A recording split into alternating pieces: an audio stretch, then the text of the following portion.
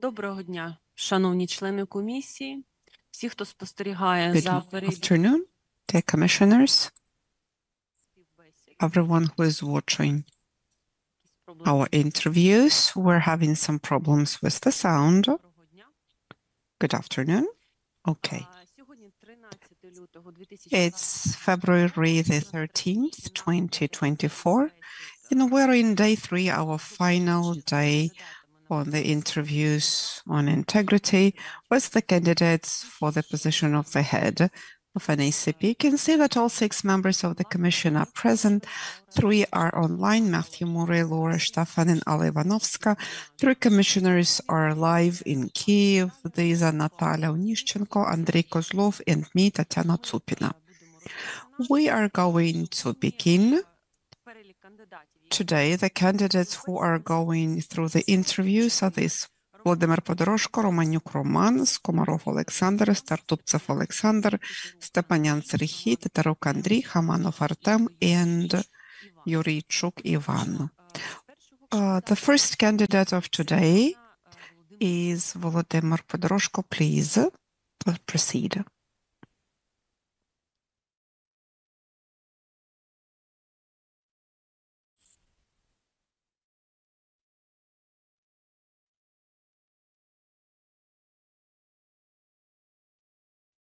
Доброго дня, Good afternoon. пане Володимире. Володимир, good afternoon. We're glad to see you today for your interview. Your special rapporteur is Andrei Kozlov, so I will hand it over to him straight away. Good afternoon. I would like to say immediately that you may not particularly like some parts of our discussion, but we think that this is the best chance that candidates can get to really do away with all of the doubts that we may have about them, we or the society. Are you ready? Yes. This is where we're going to start. Why don't you describe your function as the head of the apparatus of the regional council? I'm mostly interested in signing the documents. I want to say that my responsibilities are described in the division of powers between the head of regional council and the deputy and me. That was approved over 2021, and I provided the copy of that. And according to the division of our responsibilities, when it comes to signing documents, I want to say that the head of the regional council will have a certain direction or directive, and then the regional council will make the decisions. I had the right to sign them until May of 2023. Then, when I was signed, from that moment, 2016 until May 2023. Signing the draft decisions that was suggested for the sessions of the council follow a special procedure, decision number 38 of Zaporizhia Regional Council, adopted in 2016 in February. And according to that, I have the right to sign any decisions, any draft decisions that are suggested for the hearing during the session. Good. Open sources provide information about you refusing to sign up on a decision about prohibition of Ukraine and Orthodox Church of Moscow Patriarchate. This is not related to the freedom of thoughts and so on. This information is not true. It's manipulative. I explained that on January the 12th, 2024. I did it voluntarily. I explained to a lesser degree in my explanations to the Commission and I received the request from Tatiana Tsuvina. Now, this draft decision on prohibiting the activities of Ukrainian Orthodox Church, Moscow Patriarchate, came to the Secretariat by Deputy Lashenko from European Solidarity in April, I think it was April the 24th, 2023. According to the procedure of how draft decisions are prepared, we started the procedure of signing them up. First, it was signed off by the head of the department, then it went to the head of the legal department in Zaporizhia Regional Council. He's also a party to those publications. He signed it and prepared his notes. After that, this draft decision came for my approval, and I signed it, including the comments from the head of the legal department. The piece of paper that demonstrates approval was also provided for the Commission on January the 24th this year. Then it all went viral. The people who were interested, politicians, started to raise this question, because at that moment, this prohibition or the ban of the Orthodox Church of Moscow Patriarchate was important. The head of the legal department indicated that the regional council has no mandate on prohibiting religious organizations, their activities in the region. And this question had to be dealt with according to the law. So if they break certain rules of the law, then we have to go to court to ban their activities. He also said there is the draft law 83, which was suggested by the Cabinet of Ministers, and that question of how religious organizations are related to leadership centers in the aggressor country. That law was not yet approved of as of today. We had the first reading, and I think it's been prepared for the second reading. So summarizing, I want to say that I signed that document, including into it all of the comments of the head of the legal department. I would do the same, because I am here a civil servant, and according to the constitution, I work not as a politician but as a civil servant, and I'm guided by the laws of Ukraine. When the stakeholders started to spread this information in certain sources, thanks God there were journalists who got deep into the situation, because the posts that were the primary posts, the journalists of those websites who wrote them, they did not talk to anyone, neither me nor the head of the legal department or other experts, for any clarifications. I think it's just journalist ethics that if you talk about me, you at least study my role in that. Thank you. I think we understood what happened. I will have one more question. Do you think when you were accused, you were supported in that by representatives of this Orthodox Church Moscow Patriarchate? Is it a coincidence? Yes, this is pure coincidence. I have no relations with representatives of this Patriarchate in Zaporizhia region. I learned from open sources that there were letters prepared to support the head of the legal department. Okay, I will have one more question. You may not answer it. It's your personal issue, or you may answer. Are you a Christian, and do you go to any kind of church? No. Okay, thank you.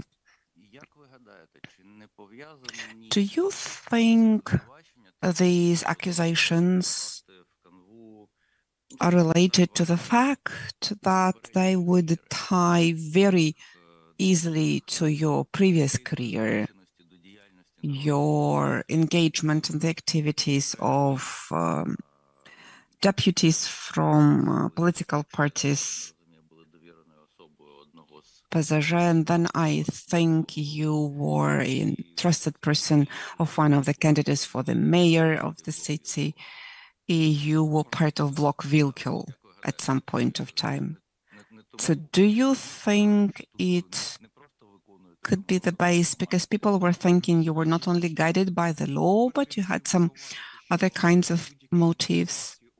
First of all, I have no relationship ever to the party that you mentioned, the opposition party.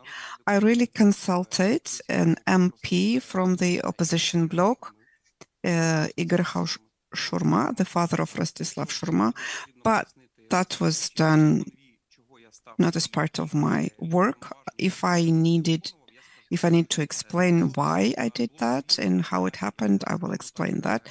Wilkul's block, I understand what you're saying.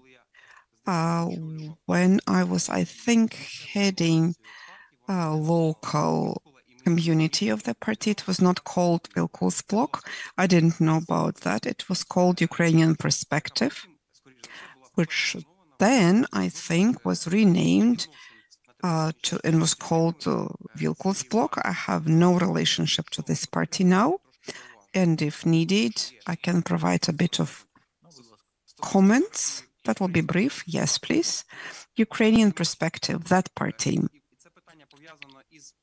Here, the question is related to the fact that I was an assistant to Igor Shurma. In 2014, I was a practicing lawyer, not a barrister. I thought it would be interesting for me to do something with the process of elections. That was new to me, and I didn't really plan to do much in politics, but it was interesting for me to study these processes. And that's how I became an entrusted person of a candidate, and then the head of the city in 2015-2020, the mayor of Zaporizhia.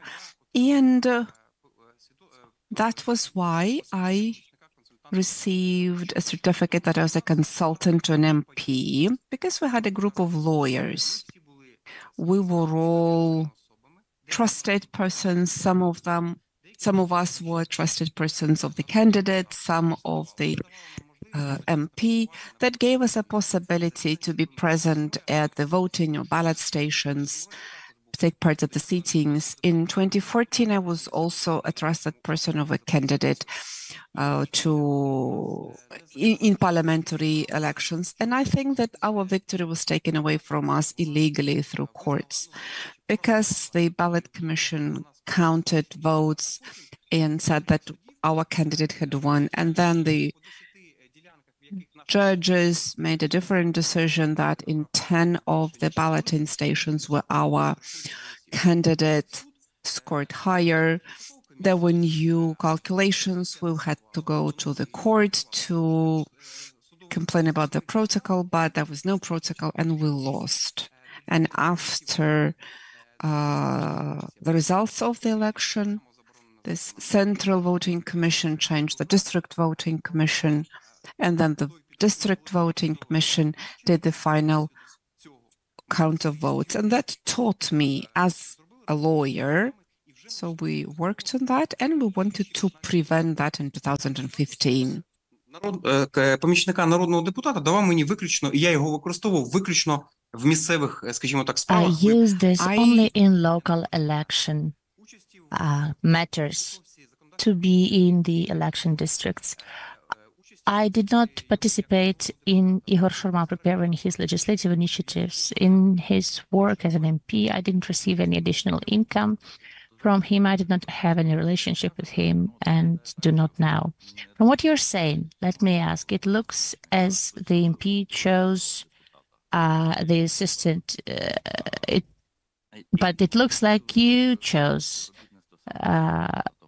this particular MP.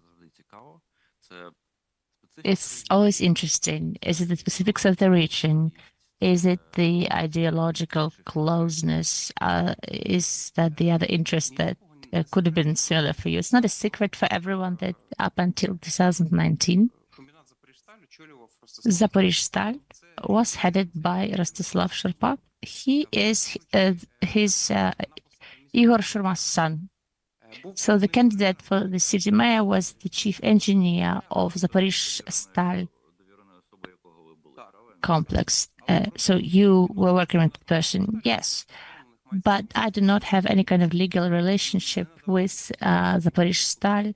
I was neither an employee, did not provide any other services to them in any other legally allowed way, but I came to the team of the lawyers who were helping the candidate for mayor's office.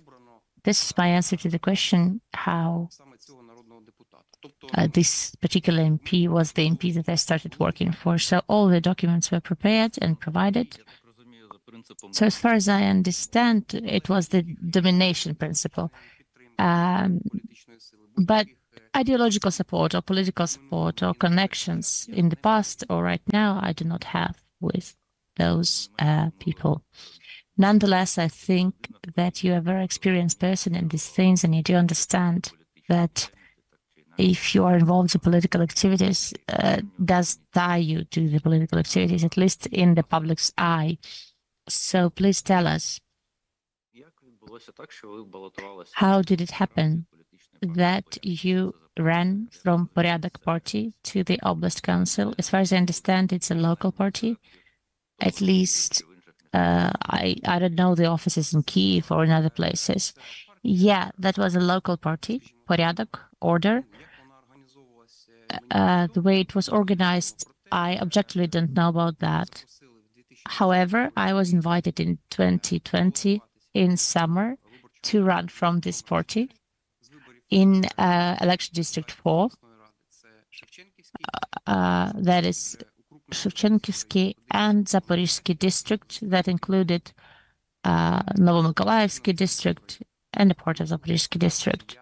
So basically, I agreed. Why? Because I saw those people, and I have worked with many of them previously, and I still work with them now. I saw their principles at work.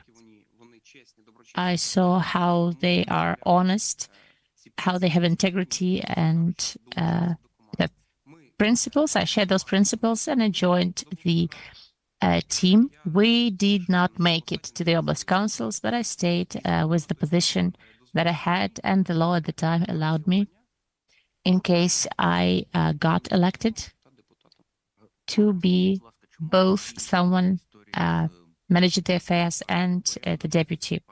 Please tell us why these stories with the Ukrainian perspective and Porядok party we found out from third persons, but not from you. I'm not ready to comment on the actions of third parties. Well, those parties are state bodies. I have provided the information that I remembered, kept in my head, and also the one that I considered important both for myself and for the society and for Commission. As far as I know, you also were a deputy of a village council. Did you run in those elections? Was it a one-mandate election or was it a party list? This was a Ternova village community. It was 2019, the first election. So the process, we remember the process of decentralization. First, it happened voluntarily, and then not quite voluntarily when the cabinet of ministers made the order and united the territorial communities that did not unite voluntarily through the Ministry of Regions. That was called at the time, now it's the Ministry of Infrastructure. So I understand as well that maybe the fact that I will run in the future, I was not 100% sure at the time, but understanding that I will probably run to the Oblast Council, I decided to try myself out during the first local elections to the village council. This was the first one-mandate district I represented myself. I did not run from a party. I won, but my joke was that I had the support of 83% as the president. But it was, I think, 93 or 94 people, just several streets. The village is quite small. What was your ambition when you made the decision to participate in these elections? Why did you want to become a deputy of a village council, namely this village council? I'll try to explain. I have already mentioned that this village council at the time was included to Novomykolaiv district, but now it is a part of Zaporizhzhia district, and potentially I'm a pragmatic person. I'm a Capricorn. So, well, we were born in June and we don't believe in the horoscopes. I try to plan everything in advance. And this first step, in my opinion, it could have helped me when I would later run, for instance, to the Oblast Council. I do want to underline, do you want to show yourself in the eyes of some other people as a tournament player, more or less experienced? Who did you want to impress? The other voters or some politicians? No, I'm not. I'm not trying to prove anything to anybody except my family. In that case, I wanted to prove to people, I wanted to help people. So being a deputy gave you certain functions. Unfortunately, the term was just a year, because after that there was just on schedule local election. I did not participate because I ran for the Oblast Council at the time. And during this entire year, this information is absolutely checkable on my Facebook page. And I think from other public sources, I helped as much as I could, given my financial and organizational capacities, to the entire Novomykolaiv district. Indeed, it wasn't, opening of playgrounds for children or buying ambulances, but what I could do, let's say,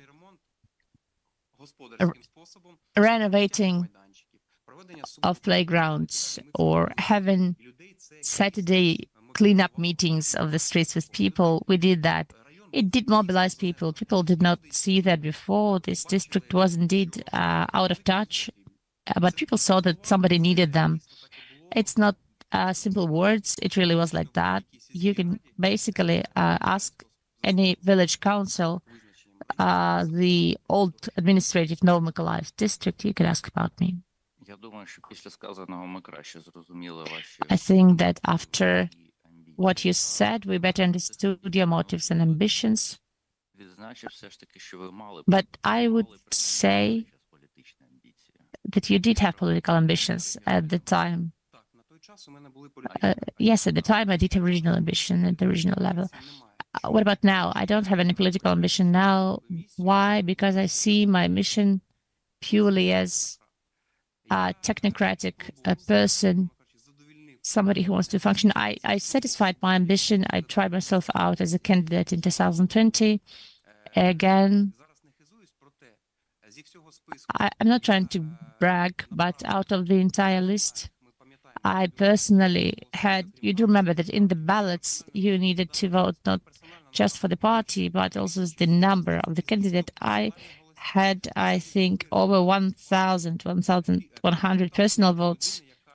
The first result was with the person who has previously been the deputy for several convocations.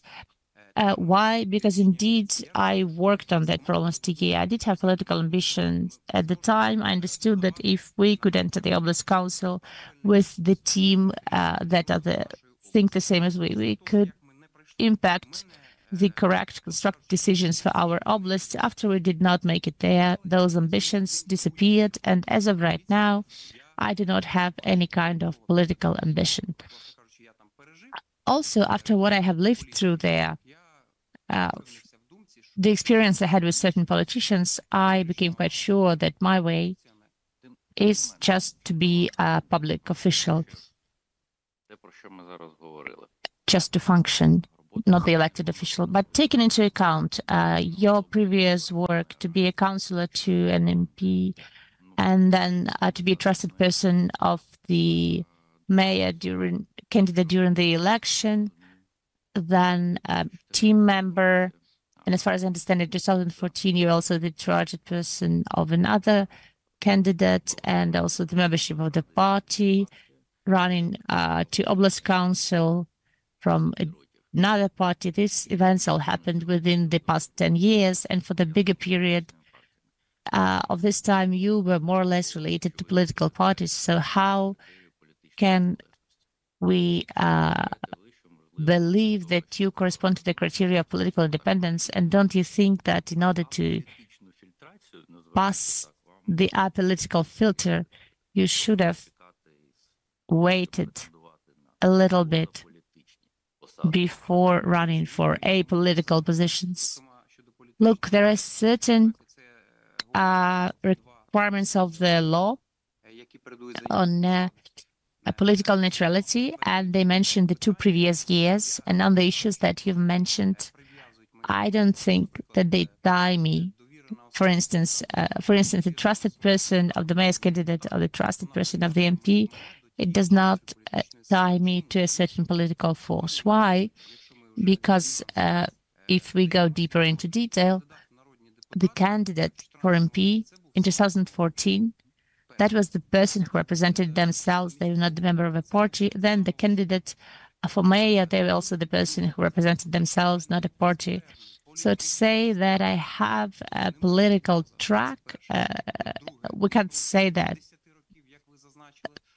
It's not for 10 years, as you have mentioned, but again, not 14 years, but again, up to 2020. Up to October 25, 2020. And that was it, basically. When we didn't make it, I just mentioned the bigger part of time out of the past 10 years. But the way I heard it was different. Okay, the person needs to be judged for certain actions, initiatives, signing certain documents, and connected, in our case, with certain political players. And in this case, again, the issue, if we talk about Ukrainian Perspective Party, this was the issue of candidateship for just local election stories.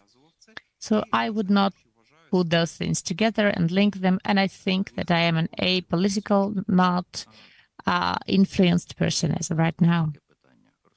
Please let me ask you the following question. The big war started.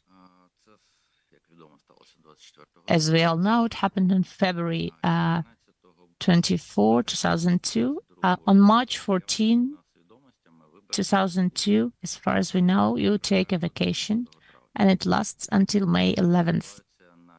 Meanwhile, the situation in the south direction, let's say, was quite threatening, and it required everybody to mobilize all their effort, including the civilian public officials. Could you please let us know why this vacation was so long and why did you take it? I wanted to say that when the full-scale war started and basically the Russian tanks, according to our information, were already in Melitopol, I personally was at my workplace in Zaporizhia Oblast Council, 3rd floor, my office, and I remember one of the deputies who ran in with the arms and said that the tanks were going past Melitopol and they are under Vasilivka and they will be in Zaporizhia in 2 hours. Thankfully, under Vasilivka, they were stopped by our troops. But the situation wasn't as threatening at the time. But the head of the executive decided to send most of the people on vacation. I have the corresponding analytics and I have the corresponding orders where we see that during the period that you asked, between February and July, where all of the employees were located and who was located where. I have the copies of the orders regarding providing the vacation days. So I want to mention that the vacation was not only provided to me, but to everybody almost. And why I took out the vacation? My family is also important for me as a normal man and husband, except that the victory of Ukraine is also important to me. I have 2 small children. My daughter was 7 when the big war started, 7 months, I apologize, and my son was 8 years old. So it is important for me to preserve their lives and health and physical and mental state. So we had to evacuate to a safer place. Ivano-Frankivsk became the place that is located in the western part of our country. And this period of time that I was on vacation, I spent with them, working with the everyday problems, helping my wife, because again, my wife, my children, and I left together. And it was at first very difficult for her to take care of the kids on her own. I helped as a normal father would. And then on May 11th, I came back and I started performing my functions again in the Oblast Council. I mentioned it in my explanations. And also, the Oblast Council also provided to the request of the Commission, as far as I know, the same information. That is about it. I will allow myself to ask another question about the family. Starting January 2nd, from 23 to January 21st, 23, you traveled abroad, as far as we know. Did you go to visit your family, or was it a business trip? I traveled to see my family at the end of 2022. Again, the decision was made that at the time, one of the ministers mentioned that the winter is going to be unpredictable. So at the family meeting, we made the decision to move in a safer place outside the territory of Ukraine. They did move to one of the European countries. And in the periods that you're asking about, I traveled to see my family. I want to state that according to the Article 23 of the law on mobilization and mobilization preparation, I'm a person who is booked and tied to the local authorities. The goal of my trip was only to see the children and spend the time with them. I would like to emphasize that's normal. I went through Mostiska border crossing point. I took the train. The border guard service didn't have any questions to me regarding that. I do not share the idea when people leave under the premise of a business trip and then they spend time as if on holidays. I traveled according to the resolution of the Council for Defense and Security. I traveled according to the rules of the border crossing that were relevant at the time. After the changes were introduced, nobody traveled anywhere. At the time, those were legal grounds for me to travel on vacation to see my children. According to the information that we have, the general time that your family spent abroad was 250 days. At the same time, in 2022, your wife declares 64,000 of aid to IDPs, and next year, 96,000 of aid to IDPs. Did your family receive any kind of aid from the receiving country abroad as well? I'd like to say that according to my information, it is much fewer than 250 days. We need to check. Well, we have the time.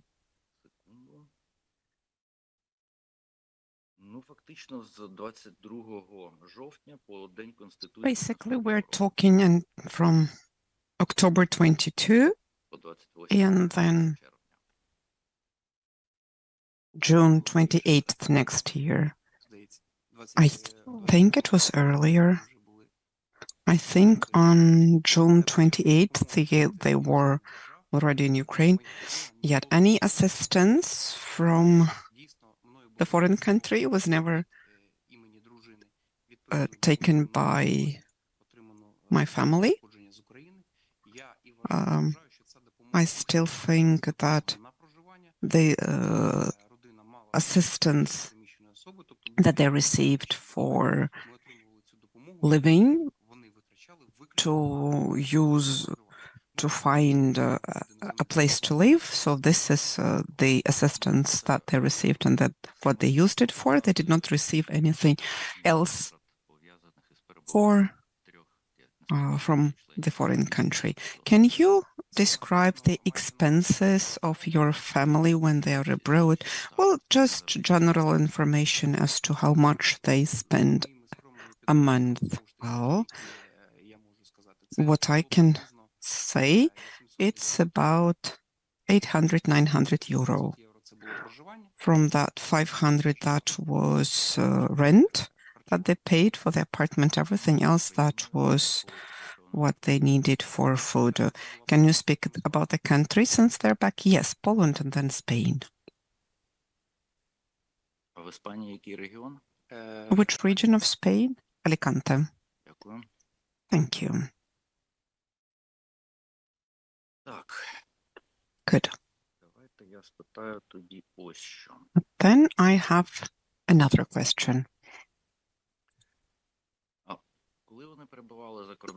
When they were abroad, did they get the status of a refugee or temporary protection status? I need to take a look at that. There were some certain procedures. They were registered with the local authorities, but whether this was refugees or temporary protection or temporary displaced people, I will not be able to tell you now. I can check that and provide you with the information. Did you, when you were in office, did you ever have to use your the car that was provided to you? Okay, yes, good. Then the Commission on the Rights of Fighting Corruption, Deputy Ethics, Human Rights, Freedom of Speech and Information. I mean, this is the Commission. I don't know how they can do it all, but still, this is the name. You say that you never used an official vehicle. Was it a one-time situation? I can't comment on strange information in somebody's thoughts, but in 2016, I did have an office car. I have all of the documents. I have an agreement for 2023, and I know what's there.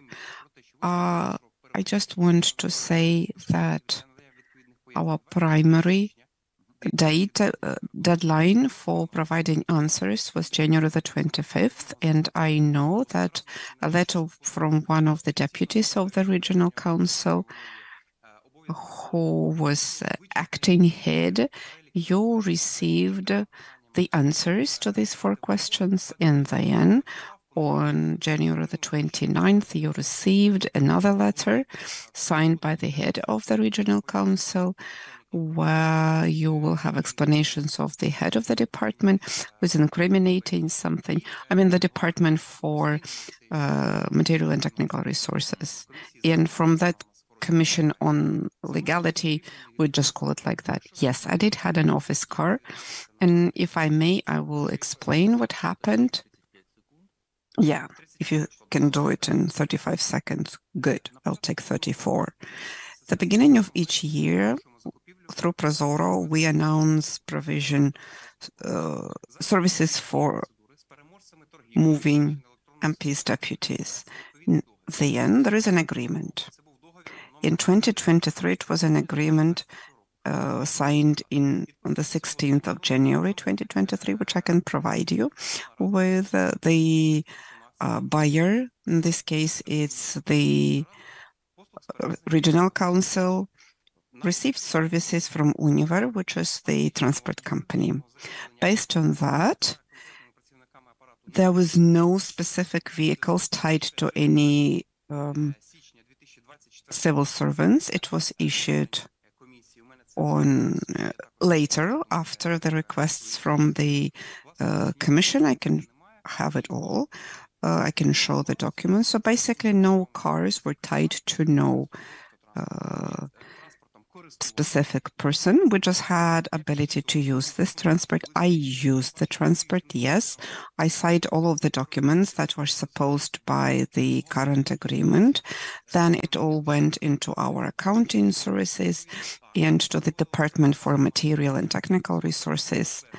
They wrote an act which I had to sign, and then the head of the department had to sign. You saw all of these documents, and once I signed it, the invoices were paid.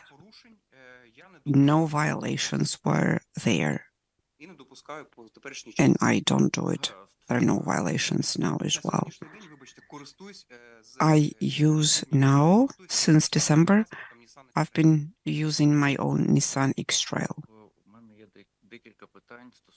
We have several questions about property. I have a clarification. I just had this idea.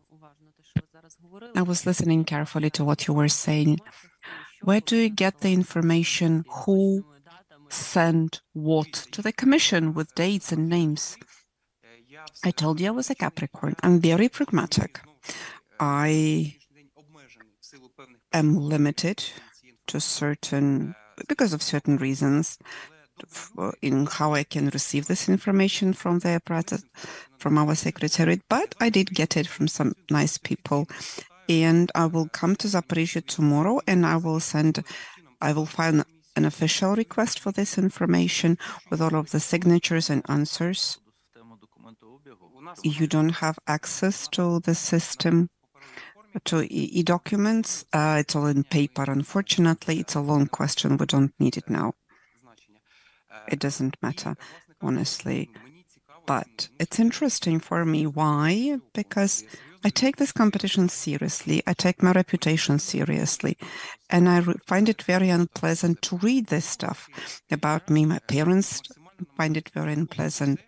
I try to follow with the limited resources, but I still try to follow everything that comes to the executive apparatus.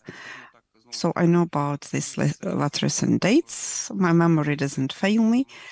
And right now I have it all in my head. Good. Question 1.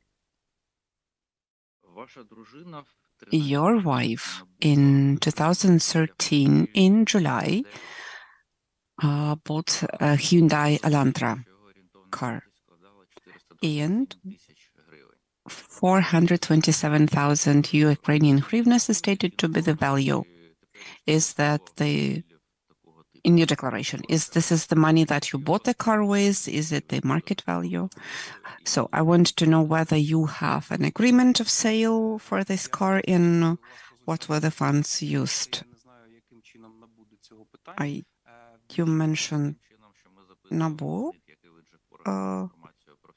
our agency on preventing corruption. I don't know how it is related. Well, we file our requests with various government bodies when we need information. We bought Hyundai Elantra. It cost us 196,000 hryvnias. We had an agreement with the official dealer Bogdan Auto, located in Tulenina Street in Zaporizhzhia. We used our own funds and a credit that my wife got. 427,000 came from where? Then my wife, who was the owner of the car, sold the car for that amount of money. If you look at dollars, I paid $23,000 for it, and I sold it for $16,000.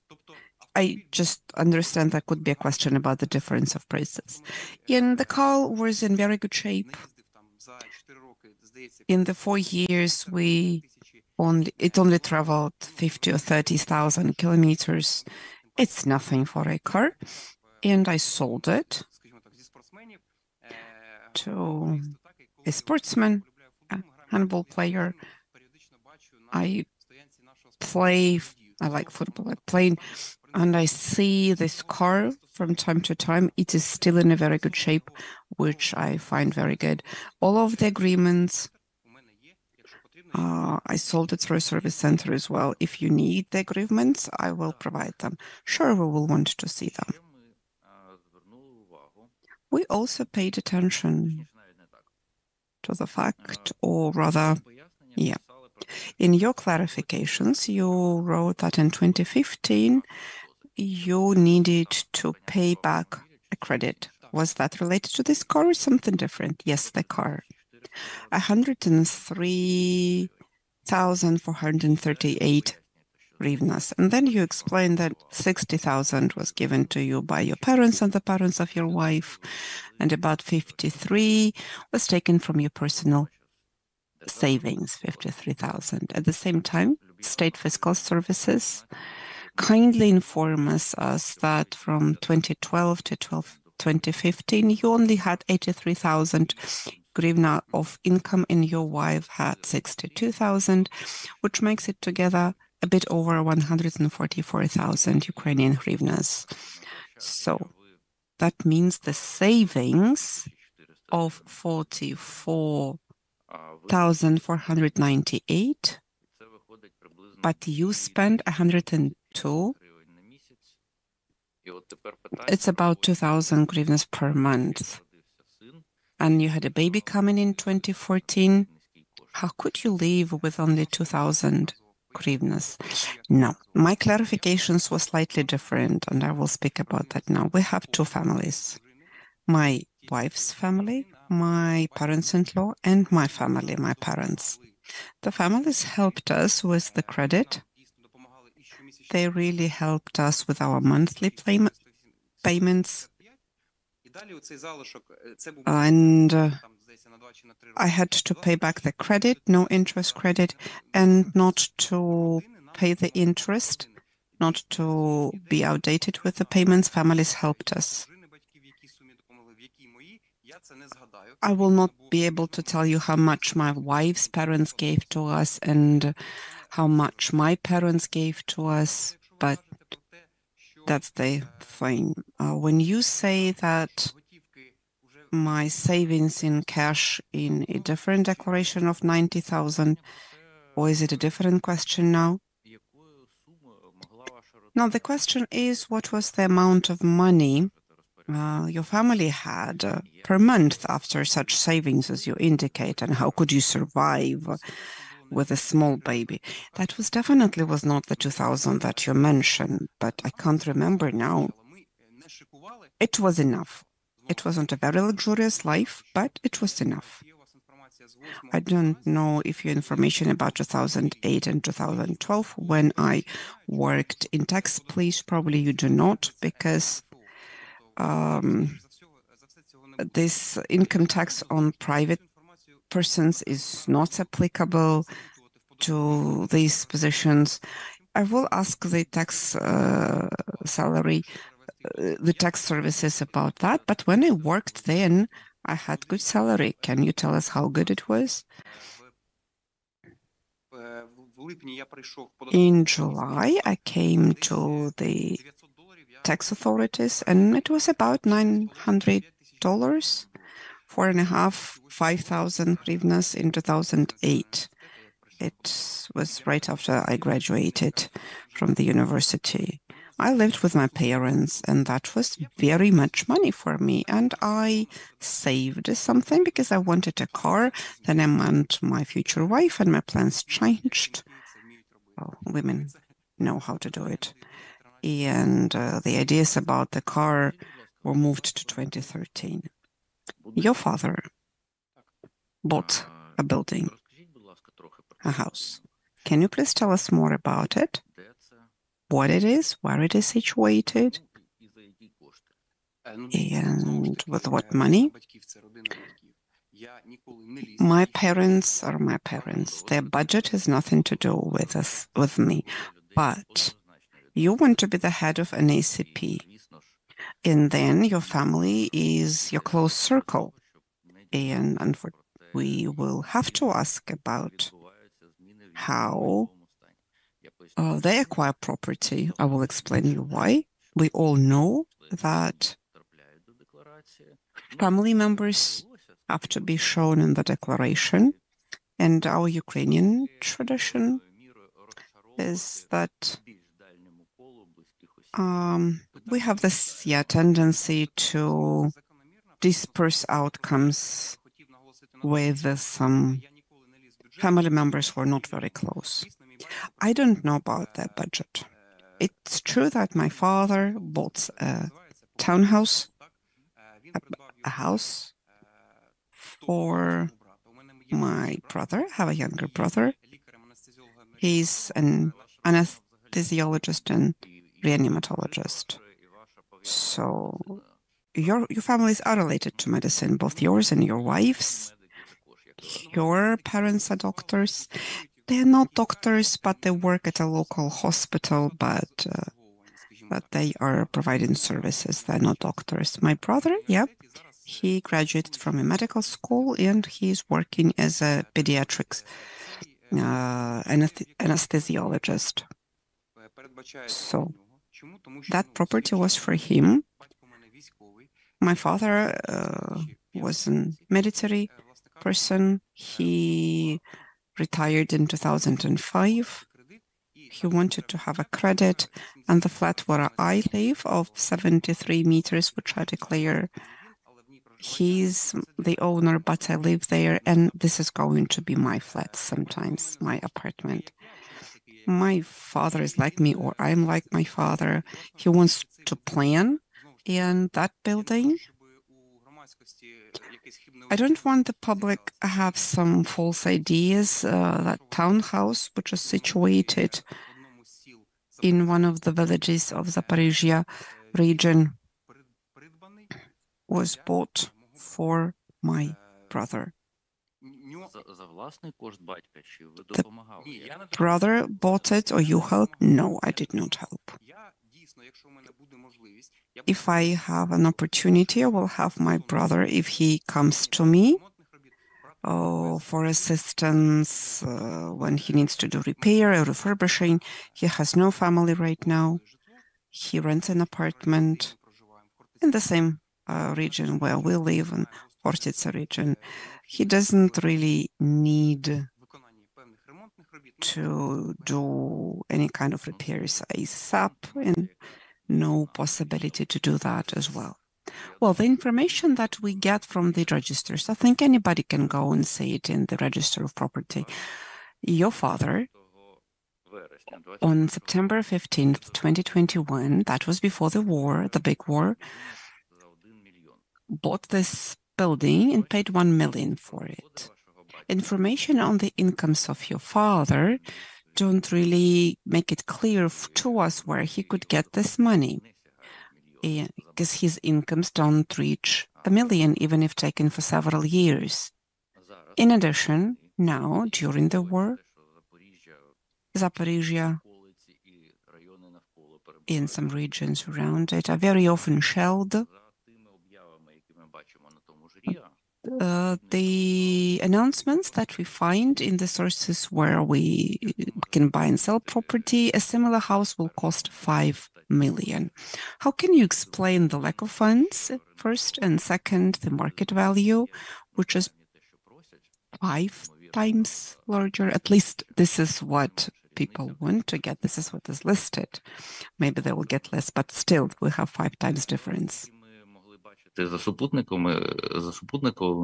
could see, according to the satellite imaging, that it is a rather well-developed townhouse district, cottage district. Yeah, it's a cottage district, but in the territory there are these townhouses.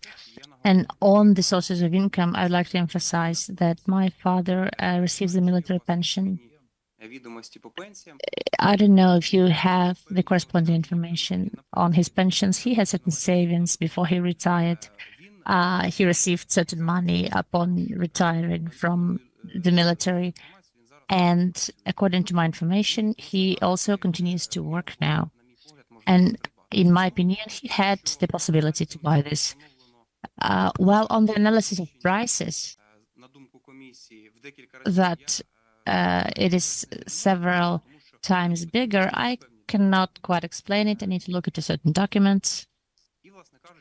And basically make a decision after that. If you need to attach certain documents, and I will ask my father, and with his permission, I will provide these documents to the commission.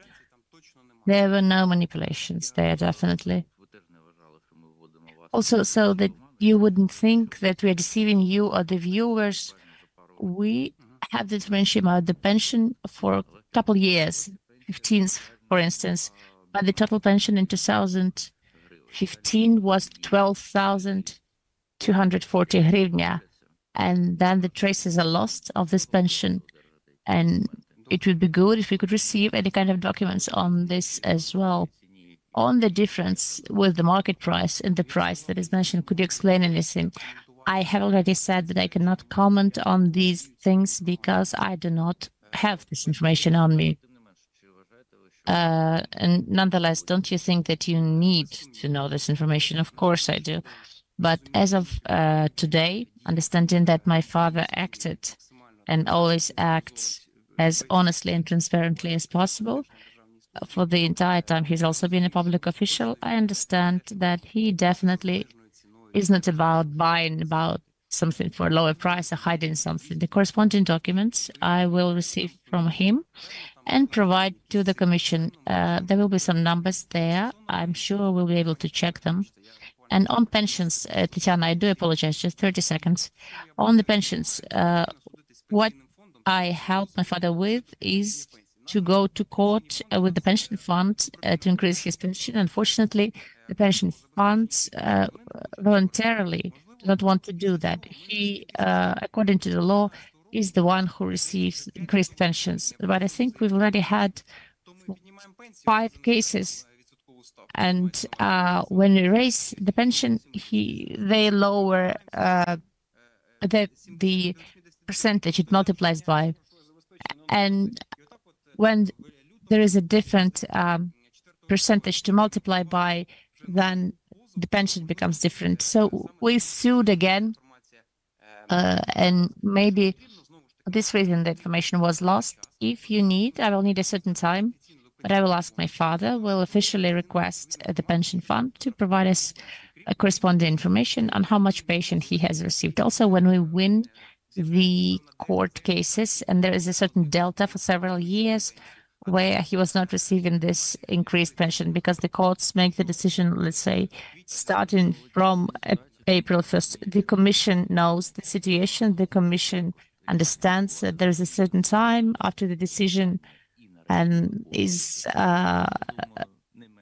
in power and then executed. I think that it also takes up to a year. But please do clarify this situation on the price of the townhouse, on the price of the land plot, 11,000 for 200, 11,000 hryvnia for 200 of a land plot. And we would also like to ask you, what do you know about the land plots in Zaporizhia district of Zaporizhia Oblast? Please do not name the specific village because of the security situation. Yes, my grandmother is living there, and my grandfather lived there up until 2016. He died on March 9th. So those are the land plots. Yeah, they had those land plots. Yeah, it's about 3+ hectares. As we all know, the farmers use them. So it's been rented. Yes, it is indeed. And as far as I know, your wife had some 1/3 in her parents' apartment. How did it happen that you forgot to declare it? We do understand that probably this is a technical mistake because it doesn't think of corruption here. But how did it happen that you did not declare it? I have provided my explanation to the commission with the specific copies of the documents. After receiving the information, after receiving the request from the commission on the fact that my wife has the 1/3 of property in her parents' apartment, I started finding out information about this. And it turned out that this apartment was indeed privatized, but she did not have any information. She was 17 at the time. We just opened her passport and we saw all of it. After that, indeed, before that, we did not check those documents. It was a long time before we got married in 2011. And when I started checking, when we officially received the information about whether she had the ownership rights, this ownership has been confirmed. And in relation to that, I have included the corresponding information to my declaration for 2022 and 23. I think it's just and right. It is the parents' apartment. That's where her parents live.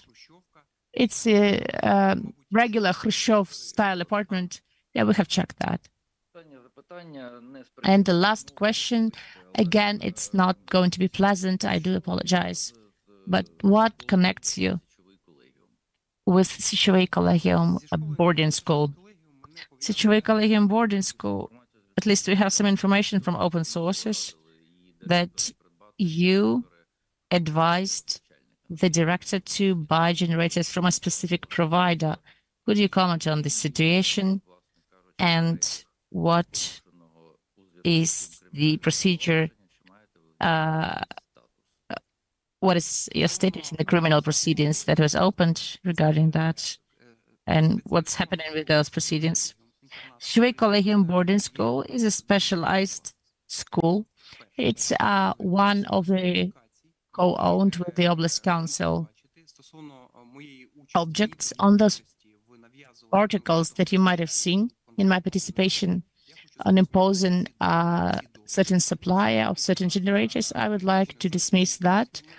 That's a political case against me, by whom I don't want to say that. I don't want to advertise them again. But on the situation, never and to no one, I did not impose specific suppliers or anything like that. Secondly, if I did that, if I had this thing, I would have done it starting from 2016, 17.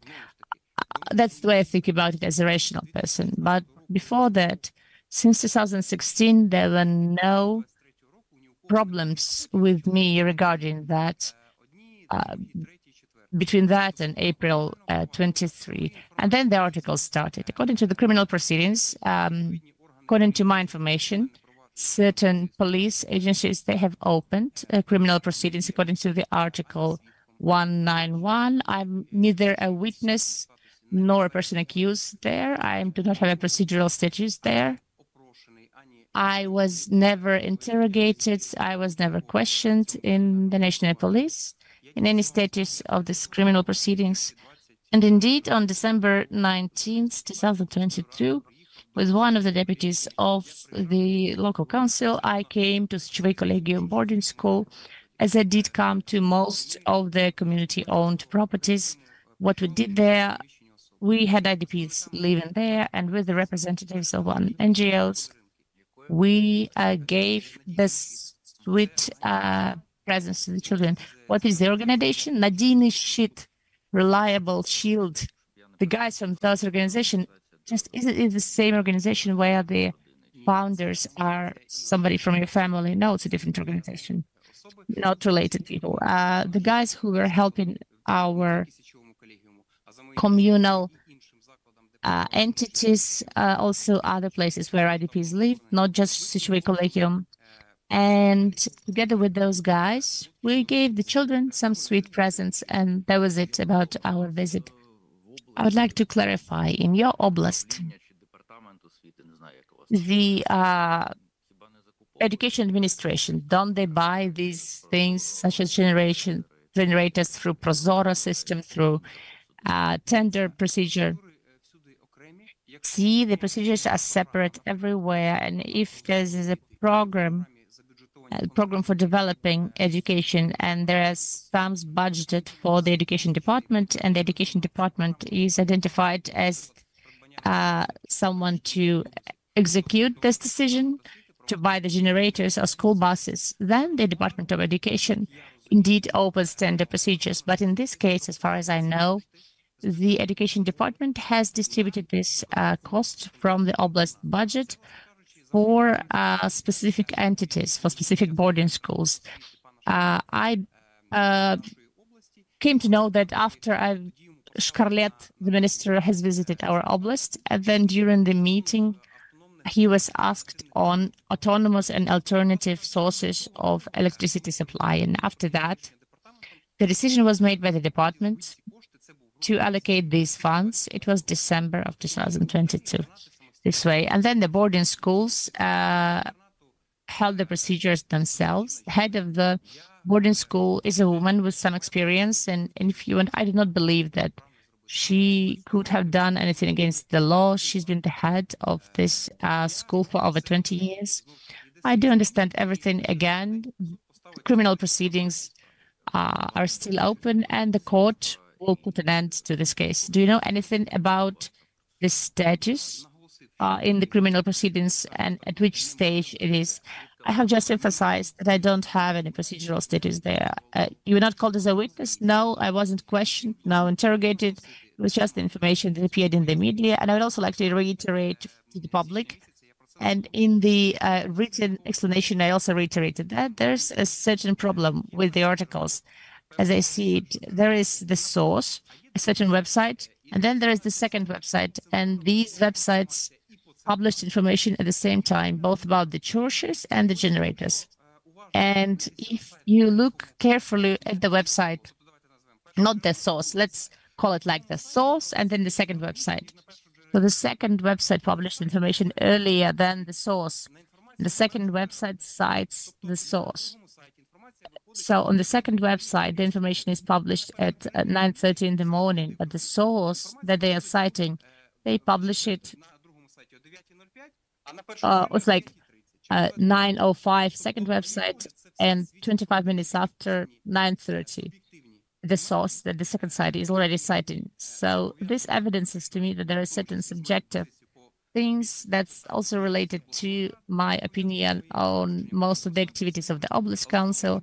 I think it's also related to me participating in the competition, but I have provided all of these pieces of evidence to the Commission, and I think that they are quite compelling.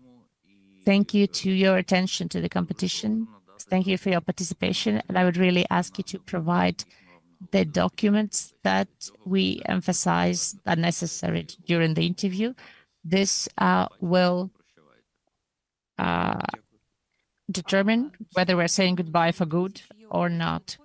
Dear members of the Commission, does anybody have additional questions to the candidate? I see that nobody seemingly does.